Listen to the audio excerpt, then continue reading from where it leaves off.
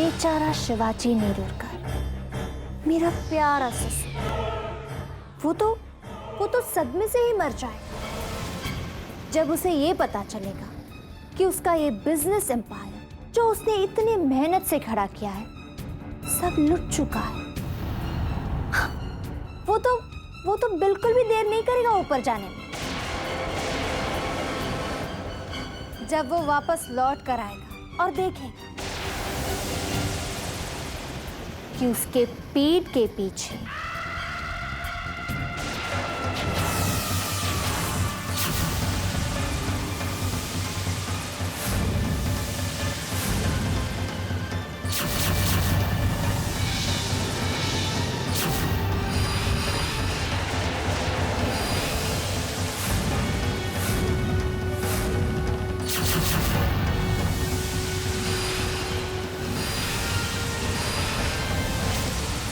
क्या बात अधूरी छोड़ दी? बात को पूरा नहीं करोगी? तुम कह रही थी जब वो वापस आएगा और देखेगा कि उसके पीठ के पीछे कौन आएगा? किसके पीठ के पीछे क्या? कौन आने वाला है? वो मैं स्वप्निल के जेल से आने की बात कर रही थी।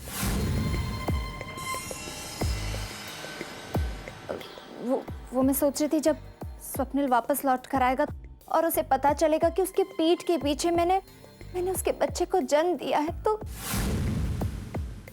कहीं वो मेरे बच्चे को मुझसे छीन ना ले।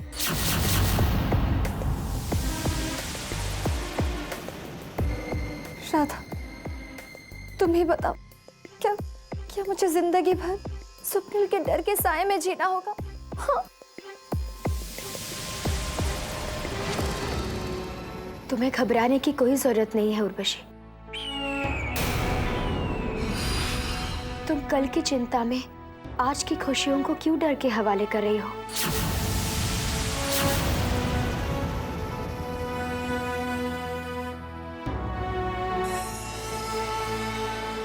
हम हैं ना तुम्हारे साथ। चिंता छोड़ दो, हम तुम पर कोई अन्याय नहीं होने देंगे। ये दूध और विटामिन की गोलियां बिना भूले लेना, ठीक है?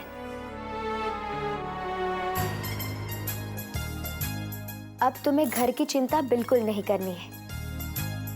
मैं हूं ना, मैं सब संभालूंगी। अब तुम्हें सिर्फ अपनी तरफ ध्यान देना है, अपना ख्याल रखना है। सुना है माँ बनने का सुख कुछ अलग ही होता है। राधा, मुझे ऐसा लगता है जैसे मेरा अधूरापन खत्म होने वाला है। लोग शायद सच कहते हैं, संतान के बिना एक औरत की जिंदगी हमेशा अधूरी रहती है।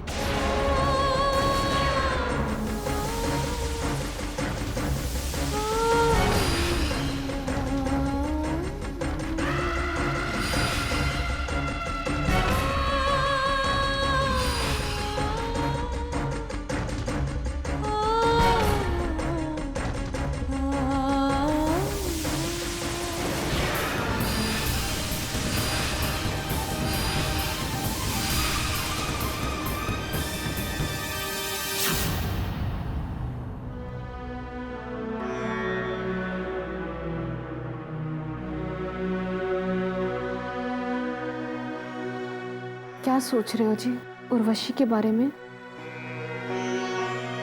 हाँ पम्मी, आज उर्वशी के लिए मेरे मन में इज्जत और भी बढ़ गई है। बहुत दुख हो रहा है। स्वप्निल ने ना तो कभी अपने परिवार की कद्र की और ना ही प्यार की। वो उर्वशी को अकेला छोड़ा है और देखो ना, उसने कभी मुड़कर भी नहीं देखा। क्या बीती होगी उस बेचारी पर, क्या गुजरी होगी उसके माँ बाप पर, कैसे संभाला होगा उसने अपने आप को, अपनी बहनों को, जबकि हालात। आप ठीक कह रहे हो जी। सुहागन होकर भी उसे कभी सुहागन की जिंदगी नसीब नहीं हो पाई। सचमुच बहुत बुरा हुआ उसके साथ। चलो देर से ही सही, भगवान ने उसके हिस्से में जीने के लिए कम से कम उसे एक खुशी तो दी है।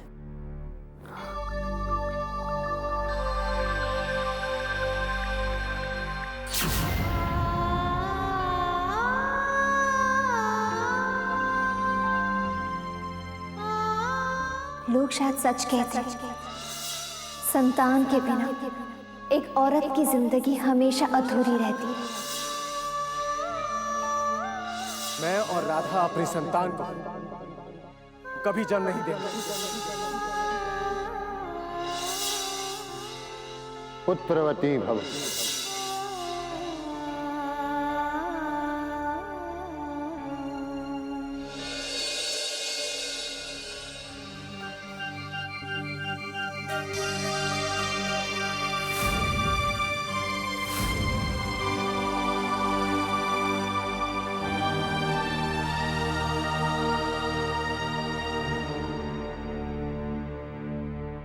राधा, क्या बात है?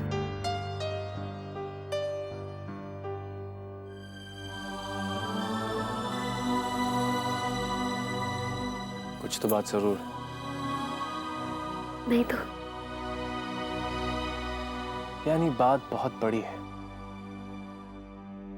ऐसी कौन सी बात है जो तुम मुझसे भी शेयर नहीं कर सकती?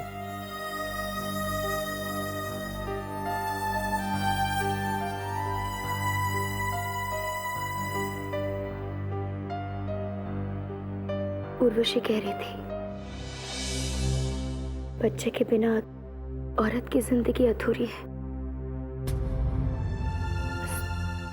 उसी अधूरेपन के बारे में सोच रही थी। राधा, इंसान की जिंदगी मुकम्मल होती है, उसे पूरा या अधूरा हम लोग कहकर बनाते हैं। अगर तुम मेरी कसम के बारे में बात कर रही हो तो मैं वो कसम नहीं तोड़ सकता राधा। मैं तुमसे कोई शिकायत नहीं कर रही हूँ श्लोक।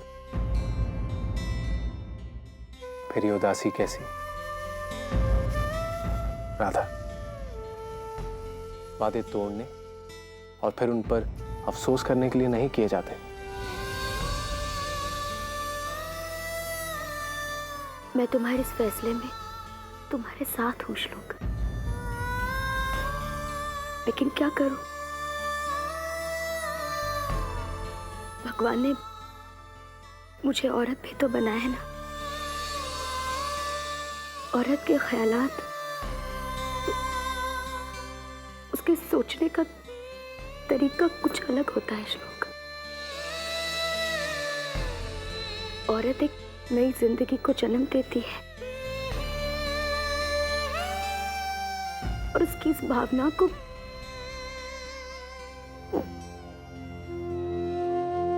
राधा, हमारा सारा प्यार, सारी भावना है प्रिंसेस के लिए है राधा।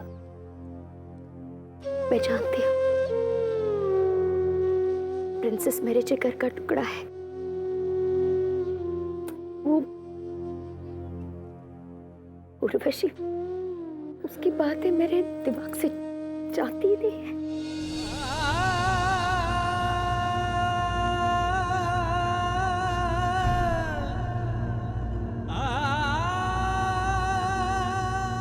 प्रिंसेस के लिए जरूरी है राधा।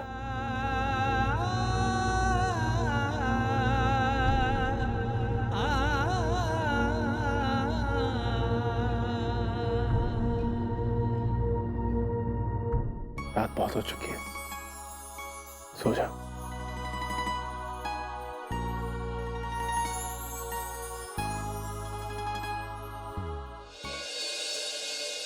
आज के न्यूज़पेपर में मैंने आपका ऐड देखा है। आपकी कंपनी को एक असिस्टेंट मैनेजर की ज़रूरत है ना? देखिए, मुझे नौकरी की ज़रूरत है। ठीक है, मैं आ जाऊंगी। हाँ, थैंक्स अ लॉट। या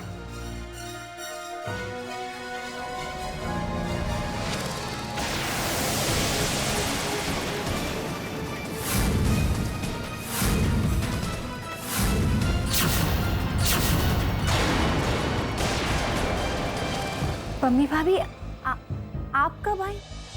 तू मेरी छोड़ और ये बता, तू फोन से किससे बात कर रही थी? मैं नहीं, कुछ नहीं, वो रॉन्ग नंबर था। अच्छा, रॉन्ग नंबर को कोई क्वालिफिकेशन बताता है क्या? हाँ, देख, तो मुझसे झूठ मत बोल। अब बता किससे बात कर रही थी? भाभी मैंने कहा ना, कुछ नहीं, बस ऐसे। देख, तुझे मेरी कसम है, बोल ना, बात क्या है आखिर? आपने मुझे कसम दे दी भाभी, आपसे एक छोटी सी रिक्वेस्ट है। जब तक मुझे जॉब नहीं मिल जाता ना, आप इस बारे में घर में प्लीज किसी को मत बताइए, प्लीज। पर उर्वशी, तुझे जॉब करने की क्या जरूरत है? आखिर इस घर में तुझे किस बात की कमी है? भाभी, मेरी 2 बहनें, उनका फ्यूचर है। कल को मेरा बच्चा इस दुनिया में आएगा। अगर मैं इनके लिए आज से नहीं सोचूंगी तो कब सोचूंगी? भाभी आप चिंता मत कीजिए, मैं घर के काम और जॉब दोनों में किसी को शिकायत का मौका नहीं दूंगी। आप तो जानती है ना, ये परिवार पहले से ही मेरा बोझ उठा रहा है। ये मेरे लिए बहुत है। अपनी बहनों और बच्चे की जिम्मेदारी निभाने का फर्ज तो मेरा है। अगर मैं काम नहीं करूंगी तो ये जिम्मेदारी कैसे निभा पाऊंगी?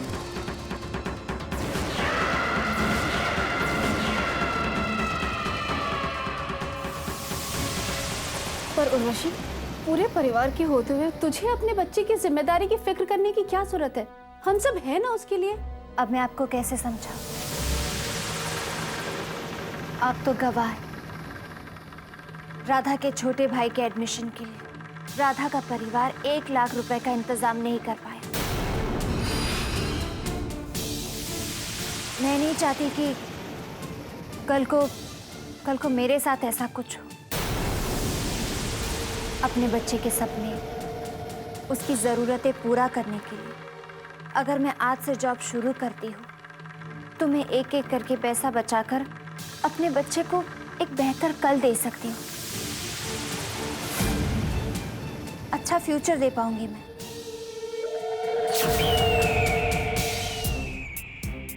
पर उर्वशी, तुम्हारे बच्चे की जिम्मेदारी सिर्फ तुम्हारी नहीं है, हम सबकी है।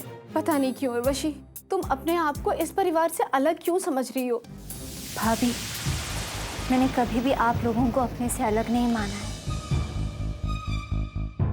इस सच्चाई से तो आप भी अच्छी तरह से वाकिफ हैं।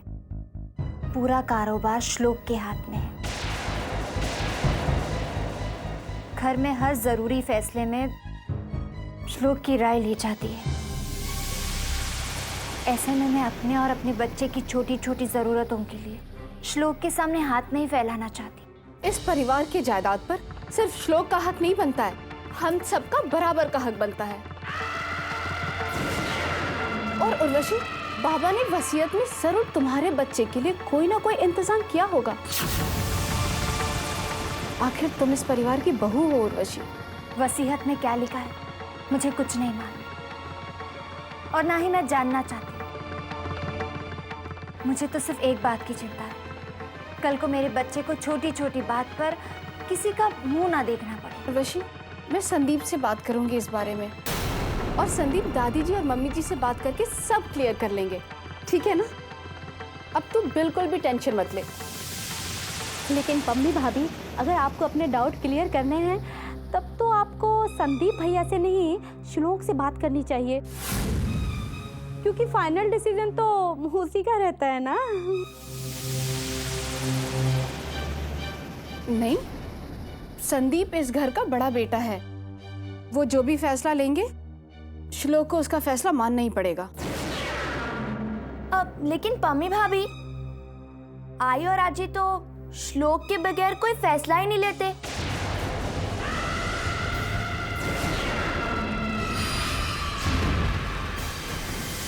चिंकी बिंकी, जाके ब्रेकफास्ट की तैयारी करो। श्लोक के ऑफिस जाने का टाइम हो गया है ना। हाय रब्बा, मैं तो भूल ही गई। आज श्लोक ने मेरे हाथ के बने पनीर पराठे की फरमाइश की थी।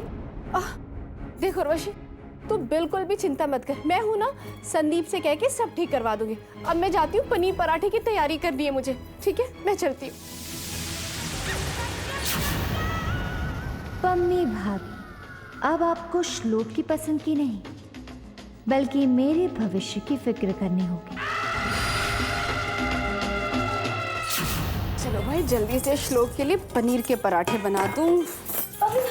एक मिनट, आप पनीर के पराठे बना रही है ना? मुझे अभी भी श्लोक ने कहा, और उसने मुझे ये भी कहा है कि पम्मी से ये पराठे अच्छी तरह सीख लेना। तो प्लीज आप शुरू से शुरू कीजिए ना। हाँ, ऐसे नहीं। लगता है आपने कभी रसोई का प्रोग्राम नहीं देखा। मैं शुरू करती हूँ। दर्शकों, नमस्कार, सत श्री अकाल एंड गुड मॉर्निंग। प्रतिभा निवास के नेरुरकर परिवार के रसोई घर में आप सबका फिर से स्वागत है। आज हम आपको बनाना सिखाएंगे पंजाबी जायके के गर्मा गर्म पनीर के पराठे। आज हमारे रसोई घर में पधारी हैं हमारी सबसे प्यारी, सबसे चुलबुली, सबसे हंसमुख और धर्म पाजी की सबसे बड़ी फैन। अच्छा, अब दर्शकों, अब चुप हो जा, बहुत हो गया मजाक, मुझे पनीर का मसाला भी तैयार करना है। वाह, वाकई सरसों का साग हो या मक्के की रोटी, आलू का पराठा हो या पनीर का, मम्मी भाभी का जवाब नहीं। Mind blowing. थैंक यू जी। लेकिन पूरन पोली और करंजी बनाने में मेरी राधा का कोई जवाब नहीं है, और पुलाव बनाने में हमारी उर्वशी का जवाब नहीं। आई, हमें तीनों बहुएं बहुत लाजवाब मिली हैं। आई, मुझे एक बात पूछनी थी आपसे। बाबा ने अपनी विल में प्रॉपर्टी को सबके बीच में कैसे बांटा है?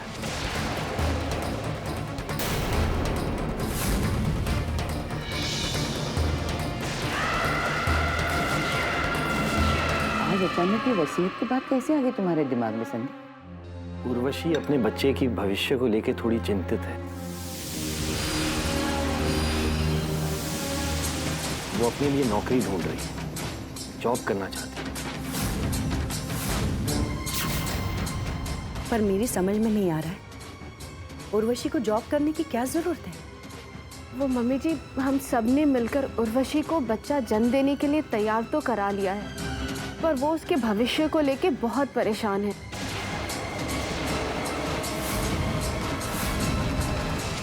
लेकिन विल में क्या लिखा है ये तो श्लोक के बाबा ही जानते हैं। नहीं आजी, वो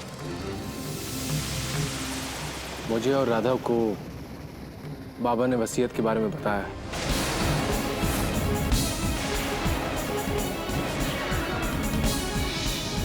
हमें मालूम है कि वसीयत किसके नाम है। दरअसल बाबा ने वसीयत बनाने से पहले मुझसे और राधा से सलाह मशवरा किया था, और उन्होंने वसीयत में पावर ऑफ अटॉर्नी राधा के नाम करी है।